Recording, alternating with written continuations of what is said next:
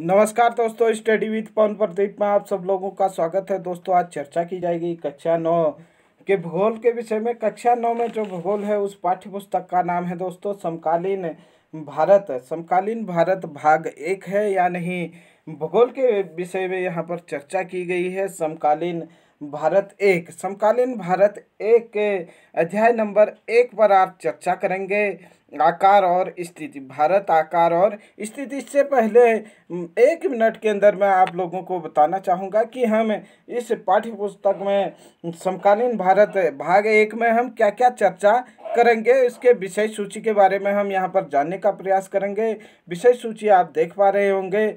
पहला अध्याय जो है भारत आकार एवं स्थिति। अध्याय 2 है आपका भारत का भौतिक स्वरूप। अध्याय 3 में हम पढ़ेंगे अपवाह यानी नदी तंत्र। अध्याय 4 में हम पढ़ेंगे जलवायु। अध्याय 5 में हम पढ़ेंगे प्राकृतिक वनस्पति तथा वन्य प्राणी। अध्याय 6 में हम पढ़ेंगे जनसंख्या। अध्याय 6 तक ही यहाँ पर दिया गया है। साथ ही साथ कुछ शब्दावलियाँ दी गई हैं, उनके बारे में भी हम चर्चा करेंगे।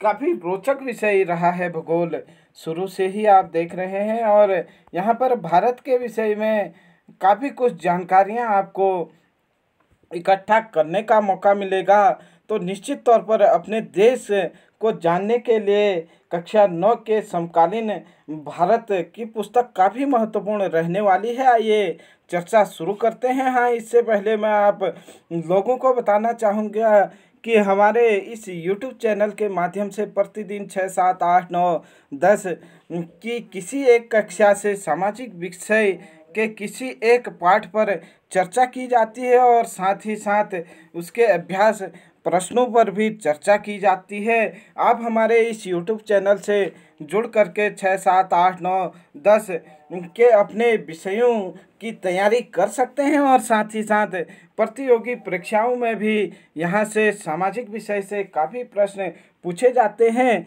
और उन लोगों के लिए भी काफ़ी महत्वपूर्ण ये सीरीज रहने वाली है। आइए चर्चा शुरू करें। भारत आकार और स्थिति।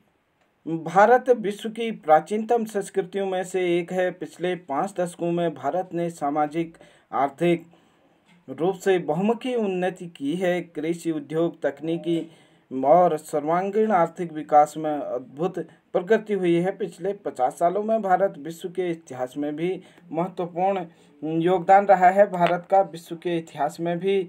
स्थिति के बारे में हम जाने, भारत एक विशाल देश है। यह उत्तरी गोलार्ध में स्थित है। आप देख सकते हैं जो यह डॉट डॉट डॉट है, यह विश्व को 2 बराबर भागों में बांटती है। यह एक काल्पनिक रेखा है जिसे विषुवत रेखा या भूमध्य रेखा कहा जाता है। इसके ऊपर के हिस्से को हम उत्तरी गोलार्ध और नीचे के भाग को दक्षिणी गोलार्ध कहते हैं। भारत उत्तरी गोलार्ध में स्थित है, यहाँ पर ये बताने का प्रयास किया गया है। और इसका मुख्य भाग 8 डिग्री 4 मिनट उत्तर से 37 डिग्री 6 मिनट उत्तर अक्षांश पर है। इसका जो मुख्य भाग है, ये पीले रंग में जो दिखाई दे रहा है, ये अपना भारत है। इसका जो मुख्य भाग है वह 8 डिग्री 4 मिनट से लेकर के ऊपर 37 डिग्री 6 मिनट तक स्थित है। प्रश्न पूछा जा सकता है कि भारत का अक्षांशीय विस्तार क्या है। 8 डिग्री 4 मिनट उत्तर से 37 डिग्री 6 मिनट उत्तर तक है। आप कह सकते हैं ऑप्शन में निश्चित तौर पर आपसे पूछा जा सकता है, आप याद रखेंगे। निश्चित तौर पर काफ़ी महत्वपूर्ण पॉइंट है कि भारत का अक्षांशीय विस्तार क्या है। 8 डिग्री 4 मिनट उत्तर से 37 डिग्री 6 मिनट उत्तर अक्षांश। जबकि इसका देशांतरी विस्तार की बात करें तो यह 68 डिग्री 7 मिनट से 97 पूर्व से 97 डिग्री 25 मिनट पूर्व देशांतर तक फैला हुआ है। प्रश्न पूछा जाता है कि भारत का अक्षांशीय विस्तार क्या है। भारत का अक्षांशीय मुख्य भूमि से अक्षांशीय विस्तार 8 डिग्री 4 मिनट उत्तर से 37 डिग्री 6 मिनट उत्तर में है। जबकि देशांतरी विस्तार के बारे में अगर पूछा जाएगा तो आप कह सकते हैं कि भारत का देशांतरी विस्तार 68 डिग्री 7 मिनट पूर्व से 97 डिग्री 25 मिनट पूर्व देशांतर तक स्थित है। देशांतर रेखाएं आप जानते हैं, कक्षा 6 में पढ़े हैं, जो ये खड़ी रेखाएं दिख रही हैं ये देशांतर रेखाएं हैं, और जो तिरछी रेखाएं देख रहे हैं आप ये अक्षांश रेखाएं हैं। अक्षांशीय विस्तार 8 डिग्री 4 मिनट से 37 डिग्री 6 मिनट तक, जबकि देशांतरी विस्तार की बात करें तो 68 डिग्री 7 मिनट से 97 डिग्री 25 मिनट पूर्व देशांतर तक स्थित है। कर्क रेखा भारत के बीच से होकर गुजरती है। कर्क रेखा जो 23.5 डिग्री अक्षांश पर है, यह भारत को लगभग 2 बराबर भागों में बांटती है। मुख्य भूभाग के दक्षिण पूर्व में अंडमान और निकोबार द्वीप समूह हैं। भारत के मुख्य भूमि के अलावा यहाँ पर बंगाल की खाड़ी में आपके अंडमान निकोबार द्वीप समूह हैं, और अरब सागर में यहाँ पर लक्षद्वीप समूह हैं। प्रश्न पूछा जाएगा कि अंडमान निकोबार द्वीप समूह कहाँ हैं? अंडमान निकोबार द्वीप समूह बंगाल की खाड़ी में हैं। ऐसे ही प्रश्न पूछा जा सकता है कि लक्षद्वीप समूह कहाँ पर हैं? लक्षद्वीप समूह आपके अरब सागर में स्थित हैं।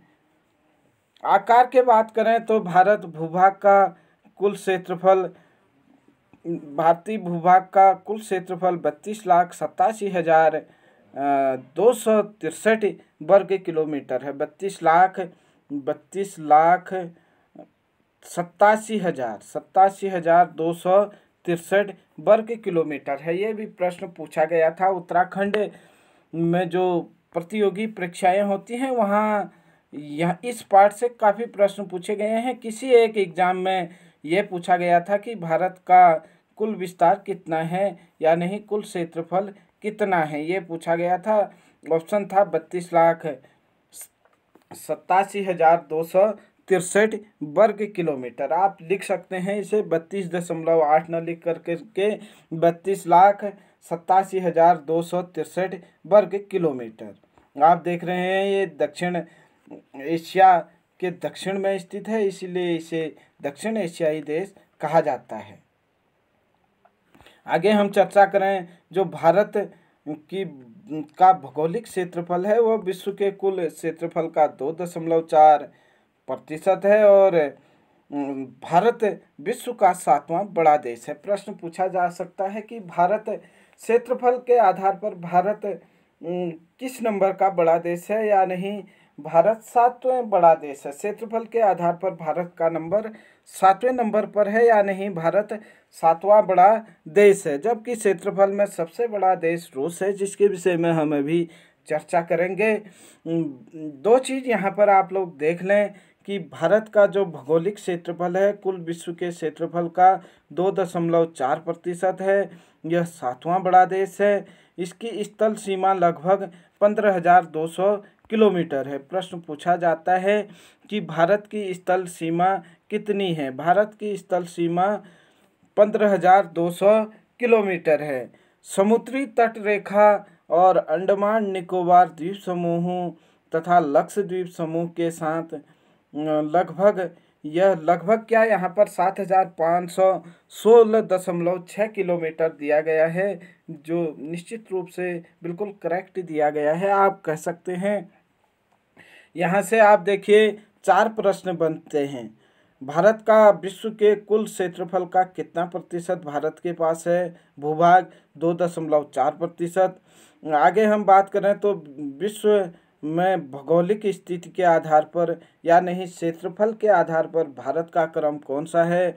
क्षेत्रफल के आधार पर भारत विश्व का 7वां बड़ा देश है। नंबर 3 प्रश्न यहाँ से पूछा जा सकता है कि भारत की स्थलीय सीमा का विस्तार कितना है। भारत की स्थलीय सीमा 15,200 किलोमीटर है। अगला प्रश्न पूछा जा सकता है कि भारत की समुद्री तट सीमा कितनी है। भारत की समुद्री तट सीमा द्वीप समूहों को मिला करके 7,516.6 किलोमीटर है। एक बार ये अभी 21-22 में ये प्रश्न पूछा गया था। ऑप्शन में 7,500 किलोमीटर दिया गया था। आप देख सकते हैं, अगर 0.6 ना भी हो तो आप 7,516 किलोमीटर भी मान सकते हैं। अगर 0.6 भी ऑप्शन में आया हो तब आपको 7,000 सॉरी 7,516 किलोमीटर मानना होगा। भारत के उत्तर पश्चिम, उत्तर तथा उत्तर पूर्वी सीमा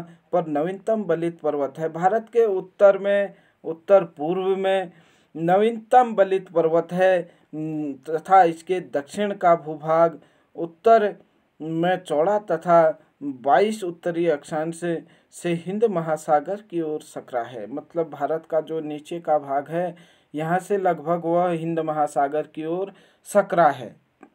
प्रश्न यहाँ से बनता है बलित पर्वत। हिमालय पर्वत किस प्रकार का पर्वत है? हिमालय पर्वत बलित पर्वत है। हमने कक्षा 6 में देखा था कि पर्वत 3 प्रकार के होते हैं, बलित पर्वत और ज्वालामुखी पर्वत और भ्रंशोत पर्वत। जो भारत के अधिकांश पर्वत हैं वह बलित पर्वत के उदाहरण हैं। उसी में से हिमालय पर्वत भी क्या है? बलित पर्वत है, जो भारत के उत्तर एवं उत्तरी पूर्वी सीमा पर भारत के लिए संतरी का काम करता है। कक्षा 6 में एक शब्द दिया गया है संतरी। संतरी का मतलब होता है पहरेदार। पहरेदार का काम करता है या नहीं, भारत की उत्तरी सीमा से रक्षा करता है। इसके दक्षिण का जो भूभाग है वह दक्षिण की ओर जाने पर, हिंद महासागर की ओर जाने पर क्या होता जाता है? सकरा होता जाता है। आगे हम चर्चा करें, अक्षांश और देशांतर का विस्तार लगभग 30 अंश का है, परंतु फिर भी पूर्व से पश्चिम का विस्तार उत्तर दक्षिण के विस्तार की अपेक्षा कम प्रतीत होता है। मतलब जो इसकी सीमा है वह उत्तर से दक्षिण की ओर ज़्यादा है, जबकि पूर्व से पश्चिम की ओर थोड़ा उससे कम है। ये यहाँ पर कहने का प्रयास किया गया है। गुजरात से अरुणाचल प्रदेश के स्थानीय समय 2 घंटे का अंतर है। कक्षा 9 वालों के लिए प्रश्न पूछा जा सकता है कि गुजरात एवं अरुणाचल प्रदेश में स्थानीय समय में कितना अंतर है? गुजरात एवं अरुणाचल प्रदेश के स्थानीय समय में 2 घंटे का अंतर है। स्थानीय समय क्या होता है? स्थानीय समय जो किसी एक विशेष स्थान का अपना समय होता है उसे स्थानीय समय कहा जाता है। और जो भारत का समय निर्धारित किया गया है वह 82.5 यानी 82°30' पूर्व देशांतर रेखा को भारत का मानक यामनोत्तर माना गया है, जो कि उत्तर प्रदेश के मिर्ज़ापुर से गुजरती है। प्रश्न पूछा जाता है कि भारत का मानक समय कहाँ से निर्धारित किया गया है? भारत का मानक समय 82.5 पूर्वी देशांतर इलाहाबाद उत्तर प्रदेश, कभी कभी नैनी भी दे दिया जाता है, इलाहाबाद के नैनी से निर्धारित किया गया है। जैसे कि कक्षा 9 के एनसीईआरटी में मिर्ज़ापुर दिया गया है। आप कह सकते हैं उत्तर प्रदेश के मिर्ज़ापुर से स्थित निर्धारित किया गया है, या आप कह सकते हैं उत्तर प्रदेश इलाहाबाद के नैनी नामक स्थान से निर्धारित किया गया है। कुछ भी प्रश्न में पूछा जा सकता है। कहाँ से निर्धारित किया गया है? उत्तर प्रदेश से। उत्तर प्रदेश के किस स्थान से? इलाहाबाद से। इलाहाबाद के कहाँ से होकर गुजरती है? नैनी से। या फिर उत्तर प्रदेश में कहाँ से गुजरती है? तो मिर्ज़ापुर से। ये सब चीज़ें आप लोगों को नोट कर लेनी चाहिए या याद कर लेनी चाहिए। अक्षांश का प्रभाव दक्षिण से उत्तर की ओर दिन और रात की अवधि पर पड़ता है। अक्षांशी विस्तार का प्रभाव उत्तर से अगर हम दक्षिण की ओर देखें तो इस पर आपका प्रभाव पड़ता है। भारत तथा विश्व, भारत और विश्व के बारे में यहाँ पर चर्चा की गई है। भारतीय भूखंड एशिया महाद्वीप के पूर्व और पश्चिम के मध्य स्थित है। पूर्व और पश्चिम के मध्य में स्थित है या नहीं, दक्षिण की ओर है। भारतीय भूभाग एशिया महाद्वीप का दक्षिण विस्तार है। मतलब भारतीय महाद्वीप एशिया के दक्षिण में स्थित है, इसीलिए इसे दक्षिण एशियाई देश कहा जा सकता है। हिंद महासागर जो कि पश्चिम में यूरोपीय देशों और पूर्व में एशियाई देशों को मिलाता है, भारत के ठीक नीचे है। मतलब भारत उसके केंद्र में है। हिंद महासागर जो पश्चिम में क्या करता है? यूरोपीय देशों से मिलता है और पूर्व में एशिया के अन्य देशों से मिलता है। वह और उसके ठीक बीच में क्या है, अपना देश भारत है।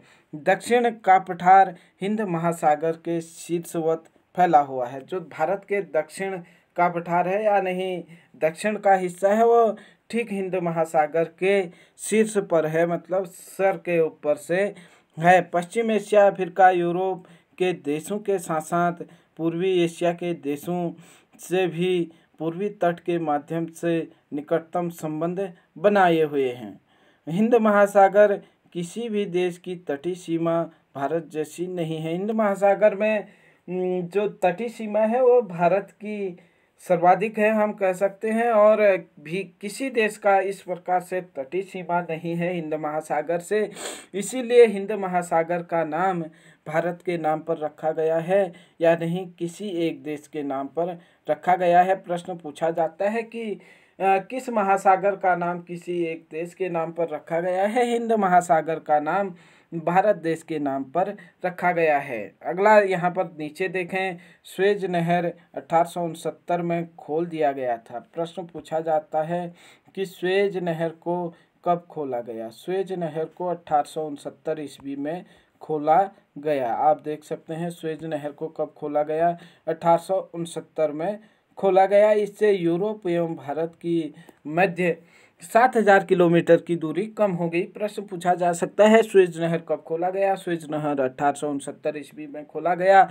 स्वेज नहर के खुलने से भारत एवं एशिया के बीच की दूरी भारत एवं यूरोप के बीच की दूरी कितनी कम हुई है। स्वेज नहर के खुलने से भारत एवं यूरोप के बीच 7000 किलोमीटर की दूरी कम हुई है। यहाँ पर आप लोगों को समझाने का प्रयास किया गया है कि भौगोलिक स्थिति के आधार पर 7 सबसे बड़े देश कौन से हैं, इसके बारे में यहाँ पर समझाने का प्रयास किया गया है। भौगोलिक विस्तार जो है यह 10 लाख वर्ग किलोमीटर पर यहाँ पर दिया गया है या नहीं, यह 1-2 मिलियन करके यहाँ पर दिया गया है। जो रूस है ये इसका क्षेत्रफल सर्वाधिक है। प्रश्न पूछा जा सकता है कि क्षेत्रफल की दृष्टि से सबसे बड़ा देश कौन सा है। क्षेत्रफल की दृष्टि से सबसे बड़ा देश रूस है, जिसका क्षेत्रफल 17.09 मिलियन वर्ग किलोमीटर है। जबकि इसके बाद कनाडा का नंबर आता है। क्षेत्रफल के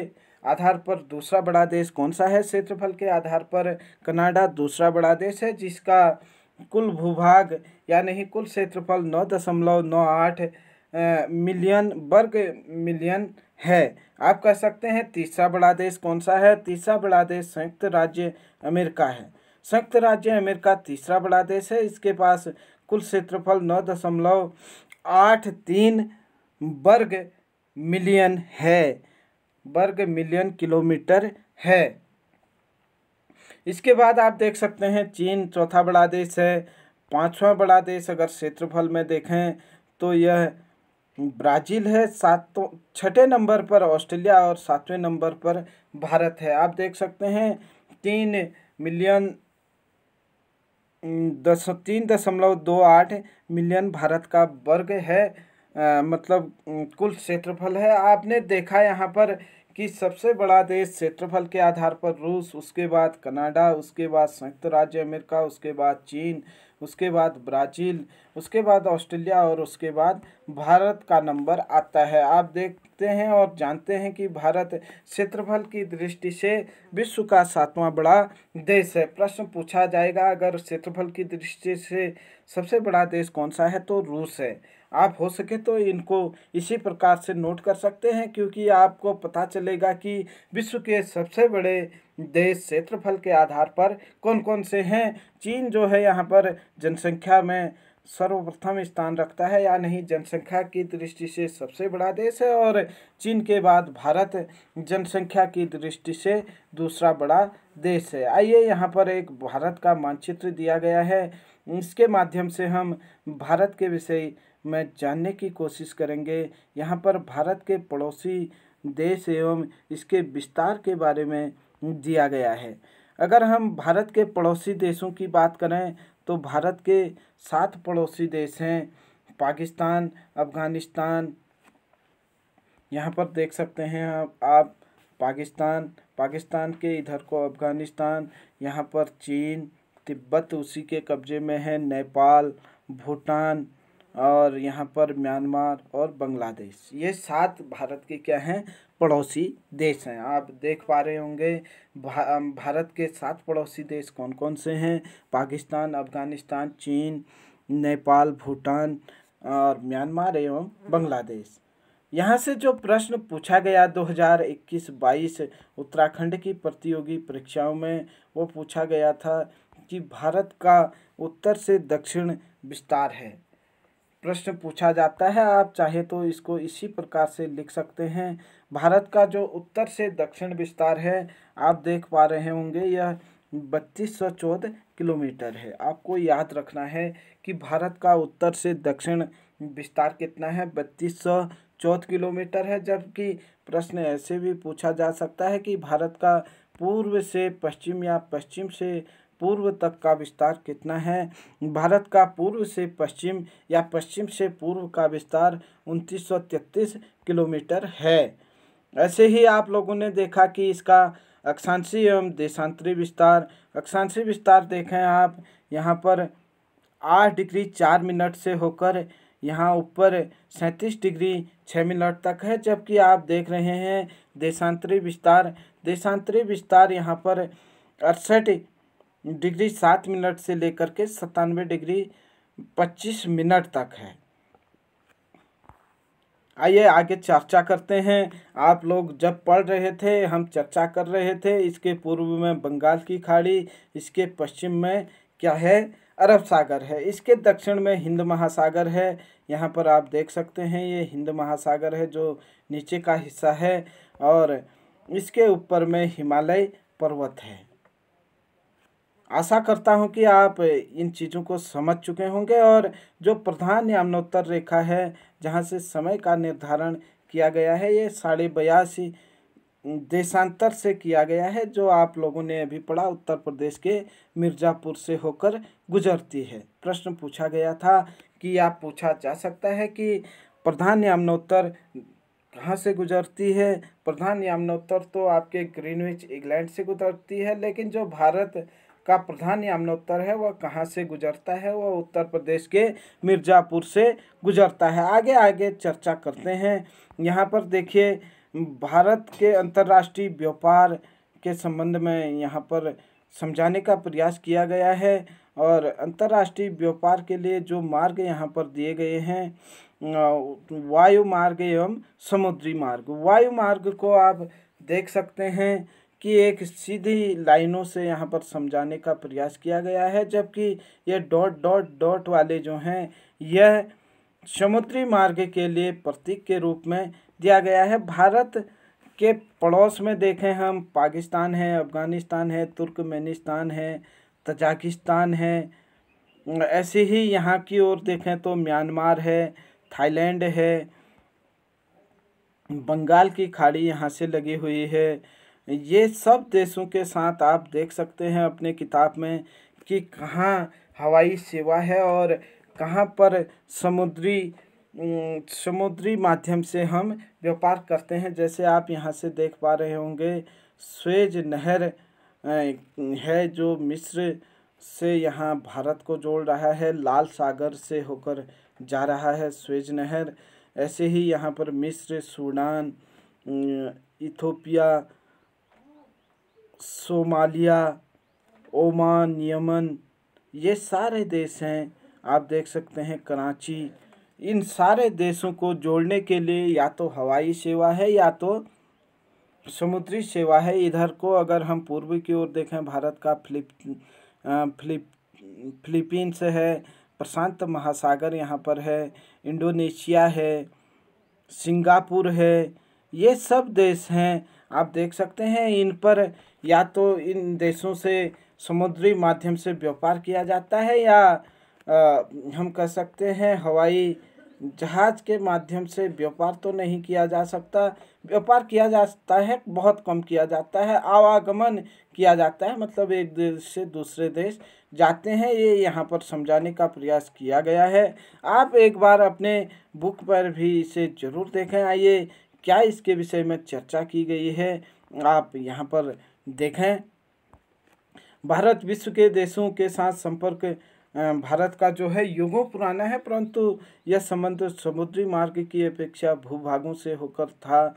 प्राचीन काल में भारत आने के लिए स्थलीय खंडों का ही ज़्यादा प्रयोग किया जाता था और उत्तरी पर्वतों के दर्रों से अनेक यात्री प्राचीन काल में भारत आए, जबकि समुद्री मार्ग बहुत समय तक क्या था ज्ञात नहीं था। इन मार्गों से प्राचीन समय से ही विचारों और वस्तुओं का आदान प्रदान होता रहा है। जो स्थल खंड के मार्ग थे उनसे ही यहाँ से व्यापार एवं विचारों का आदान प्रदान होता रहा है। भारत का पश्चिम, मध्य और पूर्व एशियाई तथा दक्षिण एशिया के पड़ोसी देशों के साथ एक अद्भुत संपर्क रहा। इसी प्रकार उपनिषदों के विचार, रामायण तथा पंचतंत्र की कहानियाँ, भारतीय अंक, दशमलव प्रणाली आदि संसार के विभिन्न भागों तक पहुंच सके। मतलब स्थल खंडों से जब लोग आते थे तभी भारतीयों के विचार हैं, उपनिषद के विचार, रामायण, पंचतंत्र की कहानियाँ, भारतीय अंक प्रणाली, दशमलव प्रणाली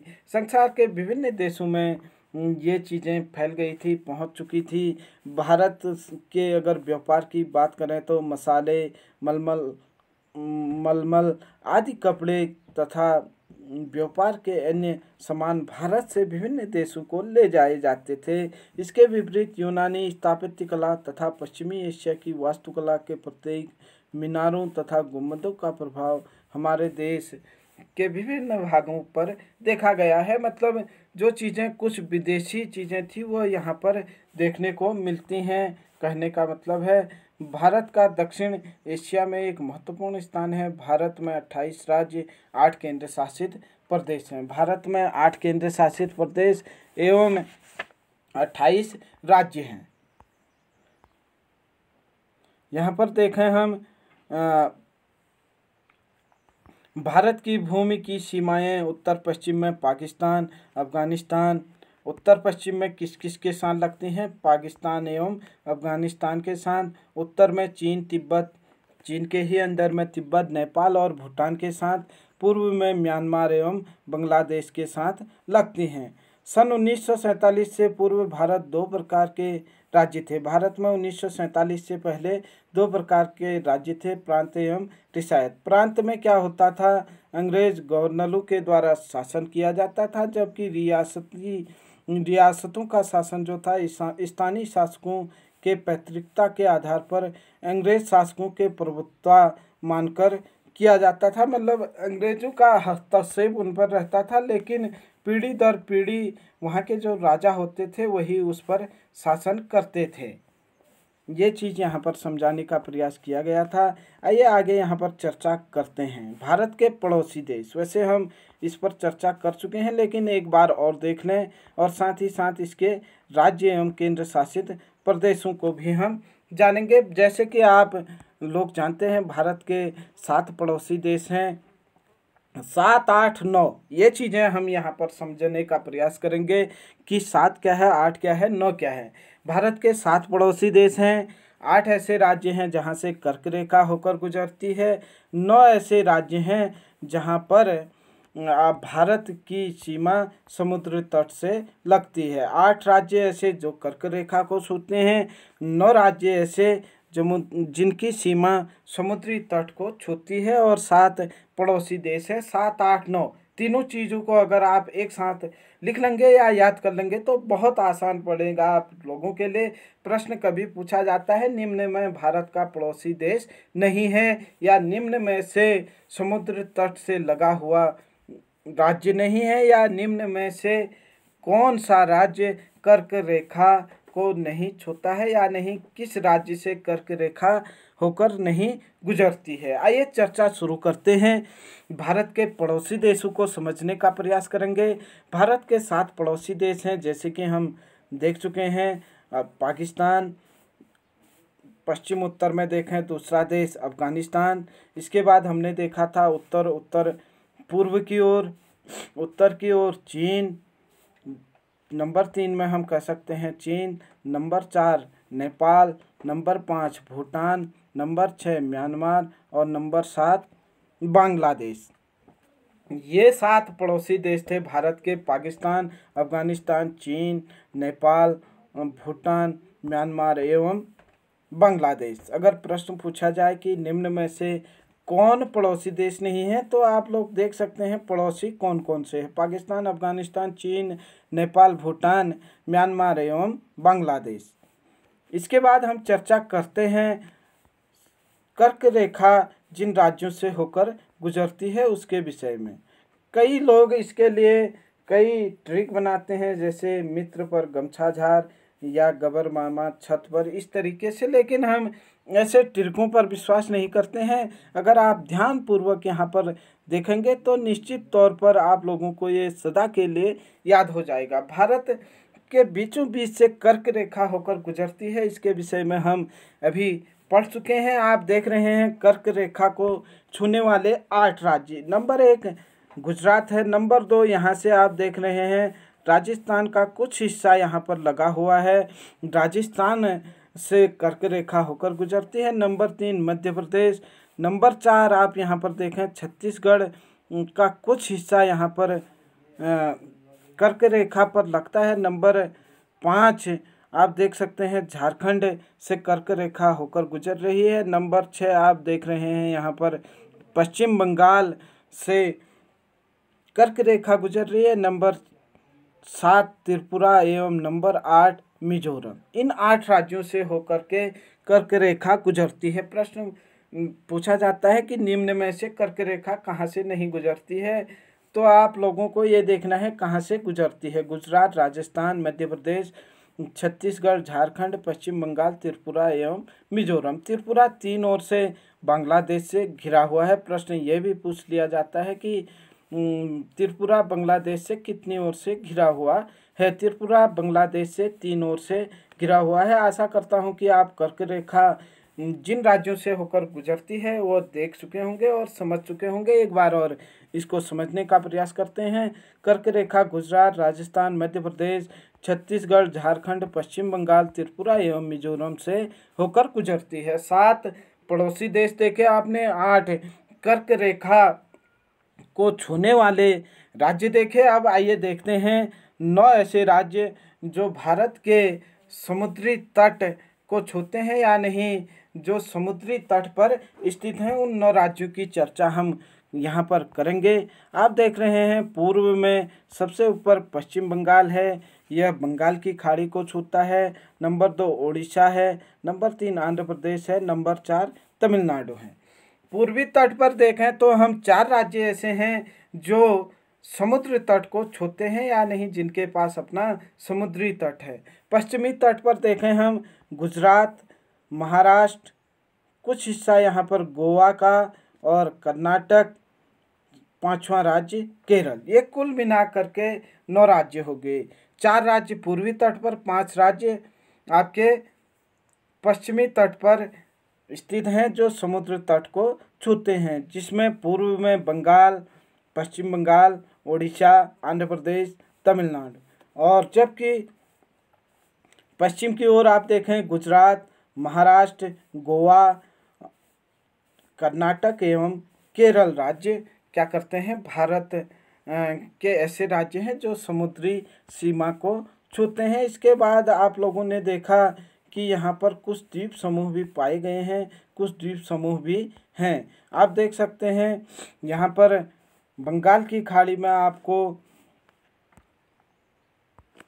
अंडमान निकोबार द्वीप समूह दिखाई दे रहे हैं जो 2004 की सुनामी से जलमग्न हो गए हैं, और यहाँ अरब सागर में आप लोगों को लक्षद्वीप समूह दिखाई दे रहे हैं। आइए अब चर्चा शुरू करते हैं भारत के 28 राज्य एवं 8 केंद्र शासित प्रदेशों के बारे में। आप लोग जानते थे कि भारत में 28 राज्य थे। 2 जून 2014 को तेलंगाना राज्य बना। प्रश्न आप देख सकते हैं कि क्या बनेगा, तेलंगाना की स्थापना कब हुई या तेलंगाना राज्य कब बना। तेलंगाना 2 जून 2014 को बना। 2014 को बनने वाला राज्य कौन था, तेलंगाना। इससे पहले भारत में 28 राज्य एवं 7 केंद्र शासित प्रदेश थे, लेकिन 2 जून 2014 को तेलंगाना राज्य बना, जिससे कि भारत में 29 राज्य एवं से 7 केंद्र शासित प्रदेश हो गए। लेकिन कुछ समय बाद, या नहीं 2-3 साल 4 साल बाद, 31 अक्टूबर 2019 को जम्मू कश्मीर जो राज्य था उसको 2 भागों में बांट दिया गया और 2 केंद्र शासित प्रदेश इससे बना दिए गए, जम्मू कश्मीर एवं लद्दाख। जो आप लोगों को शीर्ष पे दिखाई दे रहा है, ये 2 केंद्र शासित प्रदेश बना दिए गए 31 अक्टूबर 2019 को। जिससे क्या हो गया कि राज्य तो एक घट गया, या नहीं 28 राज्य हो गए और केंद्र शासित प्रदेश हो गए 9। लेकिन फिर उसके बाद कुछ समय बाद, या नहीं अगले ही साल, दमन और द्वीप, दादर और नागर हवेली, इस साइड में है दमन और द्वीप, दादर एवं नागर हवेली, इन सब को मिला करके क्या बना दिया गया, एक केंद्र शासित प्रदेश बना दिया गया। प्रश्न पूछा जा सकता है कि दमन और द्वीप, दादर और नागर हवेली को कब एक किया गया। 26 जनवरी 2020 को दादर, नागर हवेली एवं दमन द्वीप को एक कर दिया गया। इसकी राजधानी दमन है। प्रश्न ये भी पूछ सकता है कि दमन एवं द्वीप, दादर, नागर हवेली की राजधानी कहाँ है। दमन द्वीप एवं दादर एवं नागर हवेली की राजधानी दमन में है। दमन द्वीप एवं दादर नागर हवेली को कब एकीकृत किया गया, 26 जून 2020 को, जिससे कि केंद्र शासित प्रदेशों की संख्या एक घट गई और 8 हो गई। आप समझ पाए होंगे कि किस प्रकार से 28 राज्य और 8 केंद्र शासित प्रदेश बने। आप देख सकते हैं, ऊपर से देखें तो यहाँ पर केंद्र शासित प्रदेश हैं, 2 केंद्र शासित प्रदेश हैं, जम्मू कश्मीर एवं लद्दाख। राज्यों की बात अगर हम करें, हिमाचल प्रदेश, पंजाब, उत्तराखंड, हरियाणा, दिल्ली ये तीसरा केंद्र शासित प्रदेश है, राजस्थान, उत्तर प्रदेश, बिहार, झारखंड, पश्चिम बंगाल, ओडिशा, छत्तीसगढ़, मध्य प्रदेश, गुजरात, महाराष्ट्र, तेलंगाना, कर्नाटक, आंध्र प्रदेश, तमिलनाडु, केरल, ये तो थे राज्य। और इसमें कुछ और पूर्वी राज्य हैं, जिसमें असम है, अरुणाचल प्रदेश है, मेघालय है, मणिपुर है, नागालैंड है, मिजोरम है, त्रिपुरा है और सिक्किम है। ये थे भारत के राज्य। इसके साथ साथ जो हमने देखे थे वो थे केंद्र शासित प्रदेश। 3 केंद्र शासित प्रदेश तो आप लोगों ने यहाँ पर देखे, जम्मू कश्मीर, लद्दाख, दिल्ली।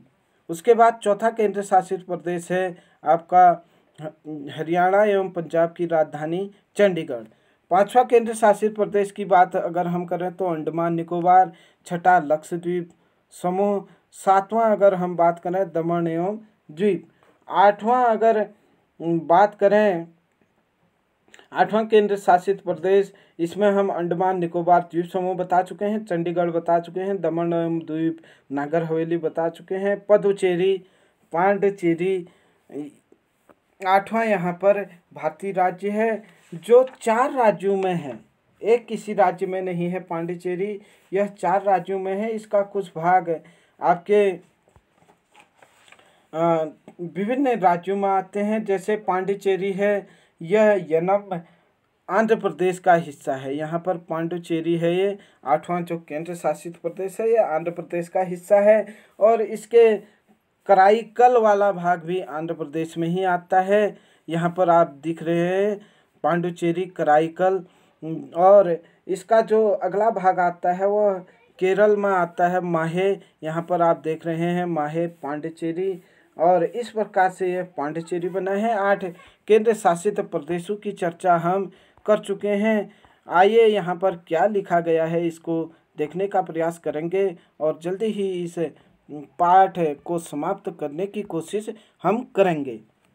दक्षिण में समुद्र पर हमारे पड़ोसी 2 द्वीप समूह राष्ट्र श्रीलंका और मालदीव है। यहाँ पर देख रहे हैं आप, श्रीलंका है और यहाँ पर मालदीव है। समुद्री सीमा से ये पड़ोसी राज्य हैं। पड़ोसी देशों में ये गिनती नहीं है, बल्कि ये क्या है, समूह द्वीप हैं जो राष्ट्र के रूप में है, लेकिन समुद्र पार हैं। ये हमारे समुद्र से लगे हुए क्षेत्र हैं, समुद्री पार राष्ट्र हैं ये हमारे। कह सकते हैं हम। और श्रीलंका के बीच, भारत और श्रीलंका के बीच छोटा समुद्री रास्ता है जिसे पाक जल संधि तथा मन्नार की खाड़ी है। भारत और श्रीलंका को जोड़ने के लिए पाक जल संधि एवं मन्नार की खाड़ी है। प्रश्न पूछा जा सकता है कि पाक जल संधि किन दो देशों को जोड़ती है। पाक जल संधि पाकिस्तान एवं भारत को न जोड़ करके भारत एवं श्रीलंका के बीच में स्थित है पाक जल संधि। ऐसे ही मन्नार की खाड़ी किन देशों के बीच में है। मन्नार की खाड़ी भारत एवं श्रीलंका इन दो देशों के बीच में है। मालदीव लक्षद्वीप समूह के दक्षिण में स्थित है। आप देख रहे हैं यहाँ पर लक्षद्वीप है, इसके नीचे पर क्या है, मालदीव है। अपने पड़ोसी देशों के साथ भारत के भौगोलिक एवं ऐतिहासिक संबंध बहुत अच्छे रहे हैं। अपने एटलस के मानचित्र में देखो कि भारत किस तरीके का अलग दिखाई देता है। एटलस एक शब्द आया है यहाँ पर। एटलस क्या होता है? एटलस जब बहुत सारे मानचित्रों को एक साथ रखते हैं तो वह एटलस कहा जाता है। आशा करता हूँ कि आप लोग भारत के जो भौगोलिक विस्तार दिया गया था कक्षा 9 का पाठ नंबर 1 था उसे समझ पाए होंगे, और यहाँ से जो विभिन्न प्रतियोगी परीक्षाओं में प्रश्न पूछे गए हैं उनको भी आप लोग समझ पाए होंगे। आगे हम चर्चा निरंतर जारी रखेंगे। तब तक के लिए आप हमारे साथ बने रहिए। जय हिंद, जय भारत।